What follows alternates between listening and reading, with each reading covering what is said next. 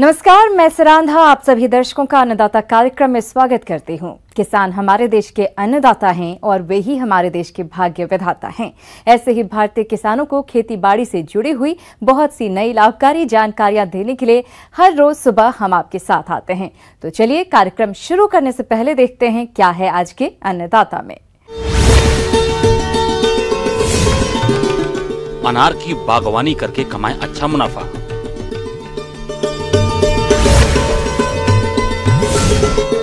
गन्ने के साथ लगी अंतर्वर्तीय फसलों का प्रबंधन।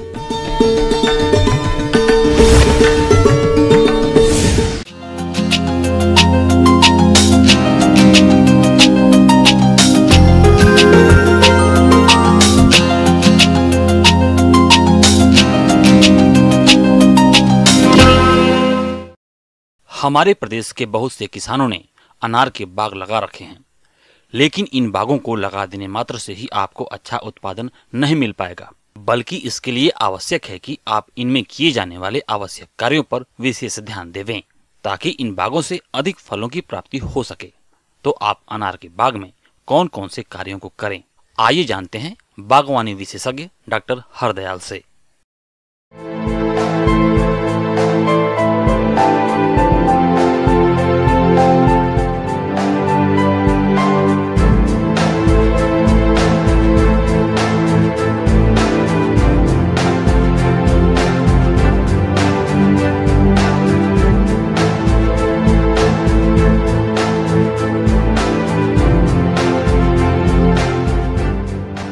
पौधे तो हर आदमी लगा लेता है, अगर रखरखाव सही ढंग से न करे तो इसके अच्छी प्रकार से फल नहीं ले पाएंगे, अच्छी क्वालिटी के फल नहीं ले पाएंगे। तो इसके लिए सबसे पहले आता है पानी, कि अगर हम इसमें बगीचा जैसे हमारा फल देने लगा और हमने ड्रिप से बगीचा लगाया हुआ है, तो ड्रिप में एक सीक्वेंस मेंटेन कर देते हैं। अगर हम 3 दिन के बाद पानी देना है, 1 घंटे पानी देना, तो वही सीक्वेंस मेंटेन करके रखते हैं। क्योंकि फलों में क्या पानी से क्या होता है सर, कि जब पानी देते हैं तो जब आपने पानी एक बार दे दिया और थोड़ा सा गैप कर दिया, 3 से 5 दिन कर दिया, तो हमारा फल सिकुड़ जाता है। और जैसे ही हम पानी देते हैं तो जब पानी देंगे तो पौधा पानी को एब्जॉर्व करेगा और फल जो लगा हुआ है, फल में रस की मात्रा बढ़ेगी, और जैसे ही रस की मात्रा बढ़ेगी तो ये हमारा फल फटना शुरू हो जाएगा।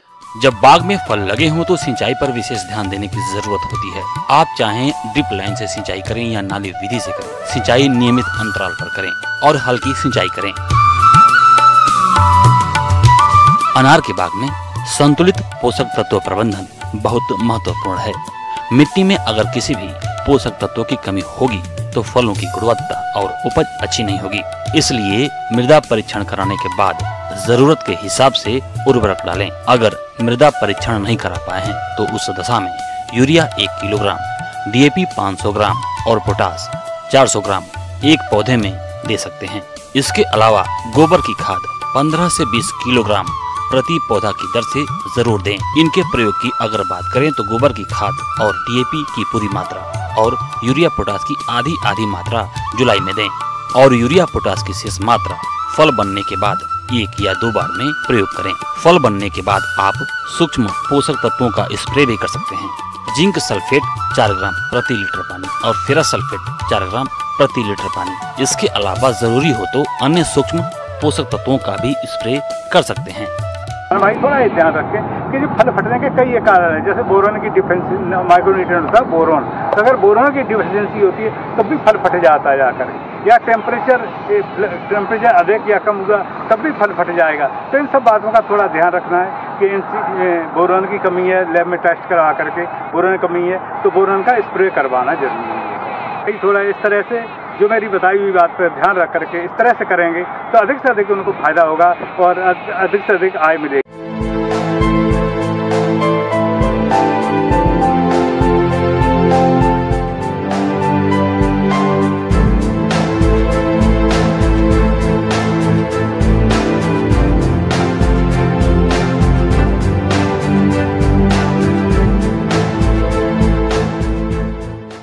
किसान भाइयों, अभी तक आपने खेती से जुड़ी हुई कुछ उपयोगी जानकारियां देखी। अब लेते हैं एक छोटा सा ब्रेक, जल्द लौटेंगे और कार्यक्रम में आगे भी हैं खेती बाड़ी से जुड़ी हुई महत्वपूर्ण जानकारियां। आप बने रहिए हमारे साथ।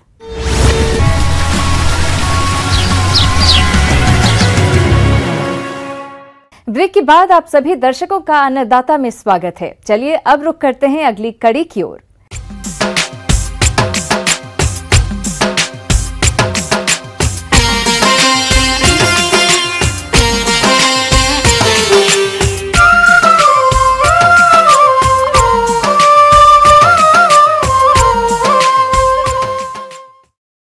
अपने राज्य में गन्ने की खेती करके किसान अच्छा लाभ कमाते हैं, लेकिन इस लाभ को मिलने में काफी समय लग जाता है।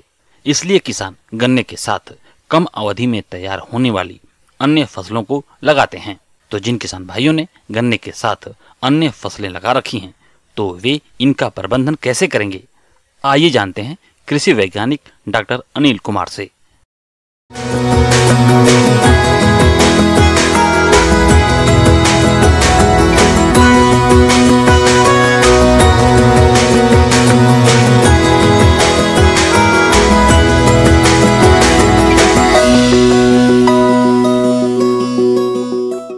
किसान भाइयों, आपको सादर नमस्कार। जैसा कि अभी बहुत ही समसामयिक प्रश्न है, शरदकालीन गन्ने में सहफसली खेती, अंतर्वर्ती खेती आपने किया होगा। उसमें शरदकालीन गन्ना में जैसे दलहन, तिलहन, खाद्यान्न, चारा की फसलें, सब्जी वाली फसलें, मसाले वाली विभिन्न फसलें आपने सहफसली खेती के रूप में गन्ने के साथ लगाया होगा। तो सर्वप्रथम ये है कि जैसे शरदकालीन गन्ने में आप आलू लगाए होंगे, दलहनी में मसूर लगाए होंगे और गेहूं की भी खेती किए होंगे, राजमा लगाए होंगे और कोरिएंडर, धनिया की खेती आपने किया होगा, मेथी भी लगाए होंगे कहीं। तो इसमें सर्वप्रथम आपको ये ध्यान देने योग्य बात है कि हमारा जो खेत है, जहाँ सहफसली खेती, अंतर्वर्ती खेती आपने किया है, वो खरपतवार से बिल्कुल जो है रहित होना चाहिए। खरपतवार उसमें निकाल दें, निकाई गुड़ाई करें। आमतौर पर सहफसली खेती में खरपतवारों के उगने की संभावना कम ही होती है, लेकिन सिंचाई और उर्वरकों के प्रयोग के कारण फसलों के बीच में खरपतवार उगाते हैं। इनके नियंत्रण के लिए समय समय पर निराई गुड़ाई करें, साथ ही पौधों के पास मिट्टी चढ़ाएं ताकि पौधों को मजबूती मिल सके। दूसरा जो सबसे प्रमुख इसमें है कि पानी का प्रबंधन, जल प्रबंधन। कि जल प्रबंधन ये आप समझ लें कि जब से कहा गया है कि अंतर्वर्ती खेती जब तक सहफसल खेत में है, हम सिंचाई की व्यवस्था, जो पानी की मांग है, उसको सहफसल के हिसाब से करते हैं। वहीं पर अगर आलू की फसल आपने लिया है, लहसुन की फसल लिया है या मेथी लिया है, तो उस फसल के हिसाब से पानी का प्रबंधन आपको करना है। आलू में ज़्यादा पानी की ज़रूरत पड़ती है, तो आलू में जितना जब भी पानी की ज़रूरत पड़े आप उसमें लगा सकते हैं। फसल की मांग के अनुसार उर्वरकों का प्रयोग समय पर करना जरूरी रहता है। इसके लिए फसलों की क्रांतिक अवस्थाओं पर संतुलित मात्रा में उर्वरकों का प्रयोग करें। गन्ने की खाद की मात्रा का प्रयोग गन्ने की कतार में और सहफसली फसलों के खाद की मात्रा का प्रयोग सहफसली कतारों में करें। और जो भी पोषक तत्व प्रबंधन जो सहफसल या अंतर्वर्ती खेती, अंतर्वर्ती फसल के लिए है, उसको अलग से आपको पोषक तत्व प्रबंधन करने की ज़रूरत है। अगर दलहनी तिलहनी फसल है, उसमें नाइट्रोजन की मात्रा जो इनिशियल है आपने दे दिया होगा, फास्फोरस पोटेशियम की भी मात्रा दे दिया होगा, तो इसमें कोई बाद में किसी पोषक तत्व प्रबंधन या यूरिया की छिड़काव की ज़रूरत नहीं है। आपने राजमा लिया है, आलू लिया है, गेहूँ लिया है या कोई अन्य ऐसी फसल लिया है जिसका कि पोषक तत्व प्रबंधन, नाइट्रोजन का रिक्वायरमेंट ज़्यादा होता है, उसमें पहला डोज तो आपने बुआई के समय खेत में ही डाल दिया होगा। दूसरा डोज पहले पानी के बाद में खेत में छिड़काव की संस्तुति की गई है। जड़ के लाइनों में जो है, लाइनों में जड़ के समीप आप जो है यूरिया का छिड़काव करें और इस तरह से जो है उसकी पैदावार बड़ी होगी और उसमें जो है फल भी ज़्यादा होगा और उसकी यील्ड भी, प्रोडक्टिविटी भी ज़्यादा होगी।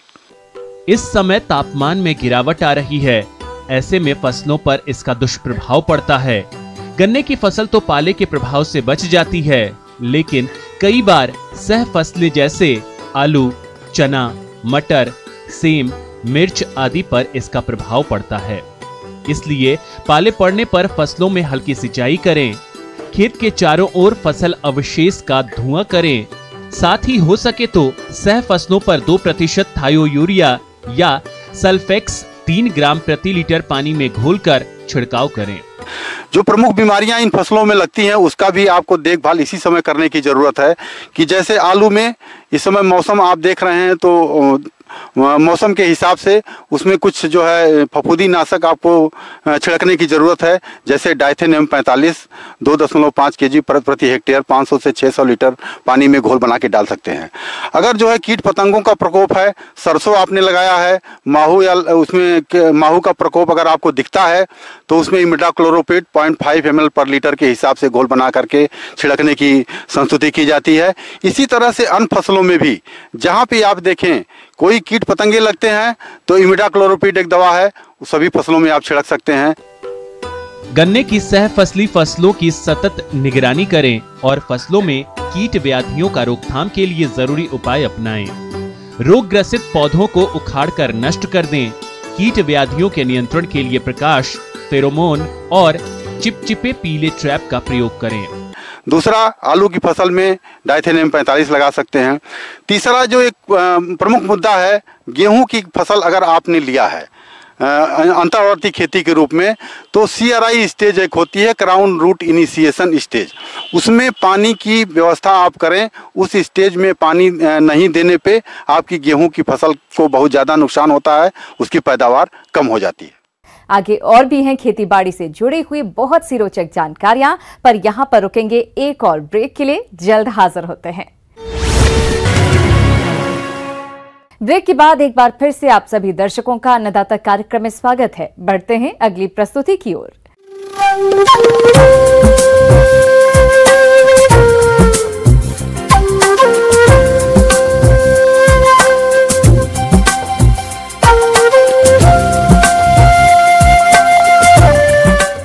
मौसम के अनुसार प्रबंधनों पर ही टिकी है आपकी खेतीबाड़ी, इसलिए मौसम पूर्वानुमान और उस पर आधारित साप्ताहिक कृषि सलाह इस प्रकार है।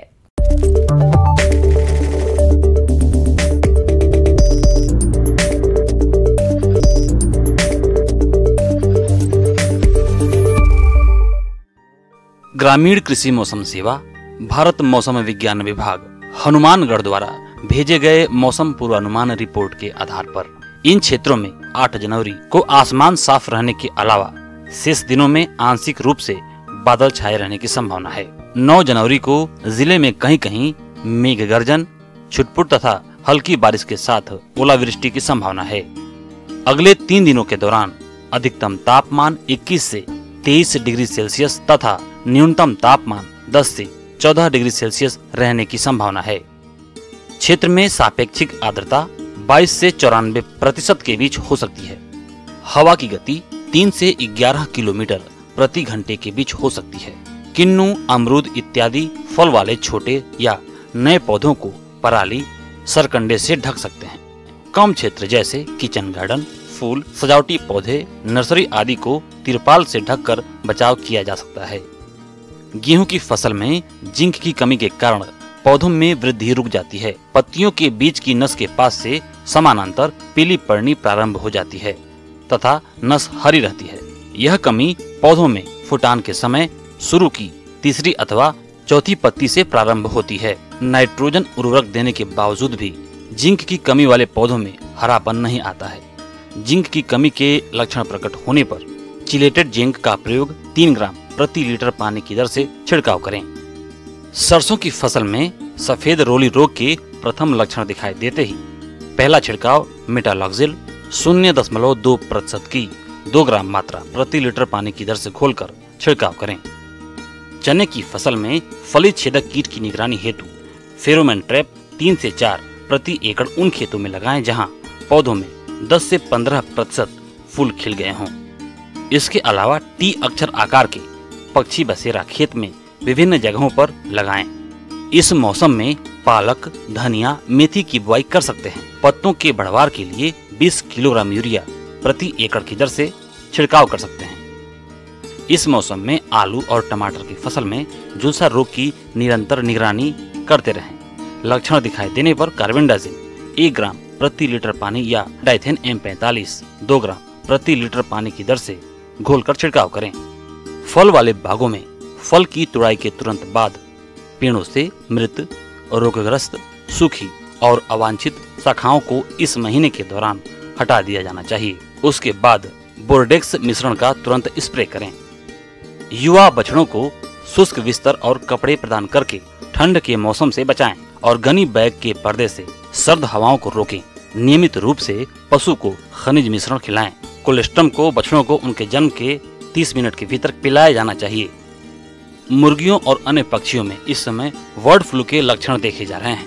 मुर्गियों के सिर, आंख के नीचे, पलक व गले में सूजन, सिर पर उपस्थित कलंगी व गल चर्म में सूजन व बैंगनी रंग का हो जाना, नाक व आंख से पानी आना व छींकना व खांसना, नरम अंडा उत्पादन व अंडा आना बंद होना, टांगों व पंजों पर पिन पाइट खून का जमाव व दस्त, मरे हुए व बीमार पक्षियों को सर्जिकल दस्तानों व मास्क का उपयोग करते हुए छुएं।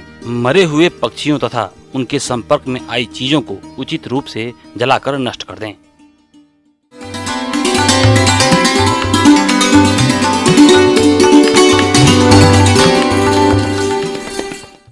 अन्नदाता हेल्पलाइन निःशुल्क फोन संपर्क सेवा के माध्यम से आपके द्वारा पूछे गए प्रश्नों में से एक या दो महत्वपूर्ण प्रश्न को हम अपने कार्यक्रम में शामिल करते हैं। इसी के तहत आज का चयनित प्रश्न और उसका जवाब इस प्रकार है।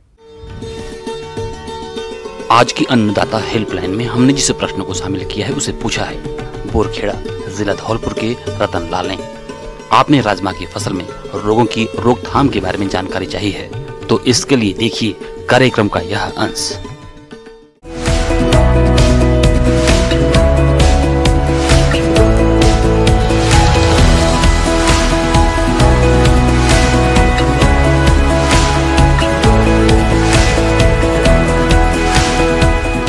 किसान भाई जो राजमा का भी लगाए होंगे उसमें कई तरह की बीमारियां लगती हैं, तो यदि किसान भाई उनका सही समय पर पहचान करके उसका रोग प्रबंधन करे तो इनसे होने वाले नुकसान से बच सकते हैं।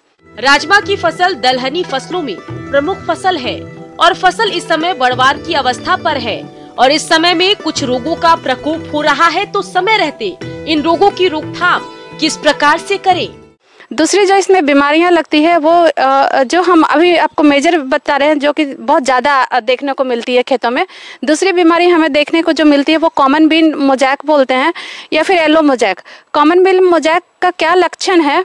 इसकी लक्षण है कि जो पौधे जो होंगी आपकी बहुत छोटी छोटी होंगी, उनकी डंठल बहुत छोटी हो जाती हैं और पत्तियाँ छोटी होगी और थोड़ी सी करी हो जाएंगी पत्तियां। जो नॉर्मल है वो उससे देखिएगा कि पत्ता थोड़ा करा है और छोटा है और उसका ग्रोथ नहीं होता है। वैसे पे फलियां नहीं लगती हैं इन जनरल, यदि लगती भी है तो बहुत छोटी लगती है और सीड उसमें नहीं बनती है। इससे भी काफ़ी नुकसान होता है। तो इसके बचाव के लिए आप क्या कीजिए कि हेल्दी सीड यूज कीजिए जो सीड यूज कर रहे हैं।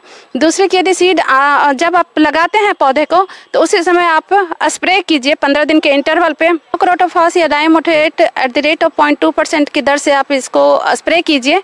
जस्ट सोइंग के बाद जो हमारा पौधा आता है तो स्प्रे शुरू कर दीजिए। 15 दिन के इंटरवल पे इसको रिपीट करते रहिए ताकि हमारे इंसेक्ट वेक्टर इसको ट्रांसमिट ना कर पाए।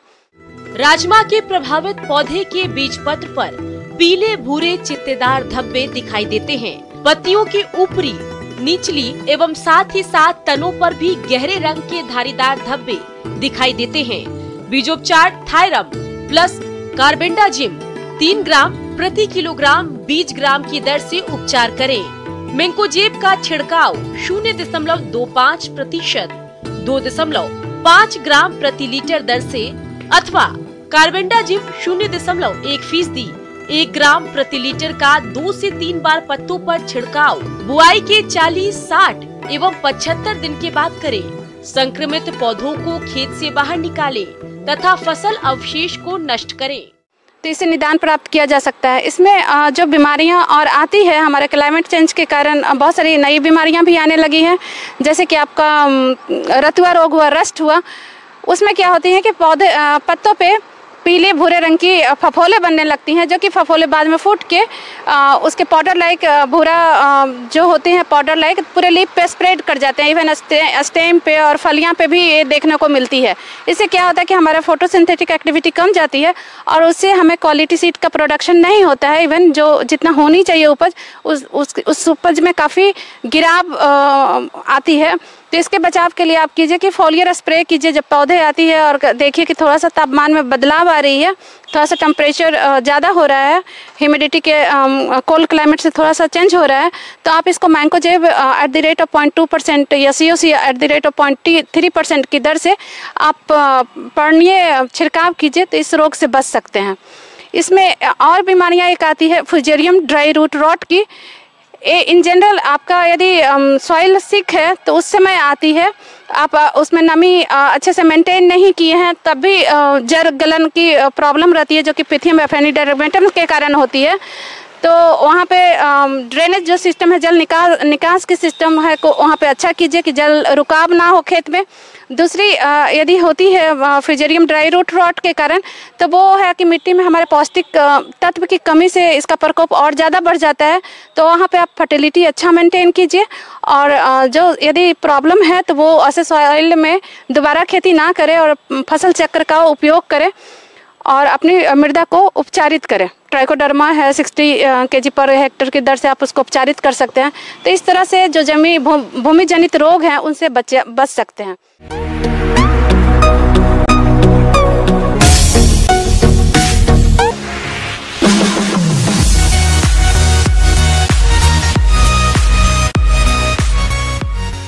आइए अब एक नजर डालते हैं राज्य की कुछ चुनी हुई मंडियों के प्रमुख फसलों के बाजार भाव पर।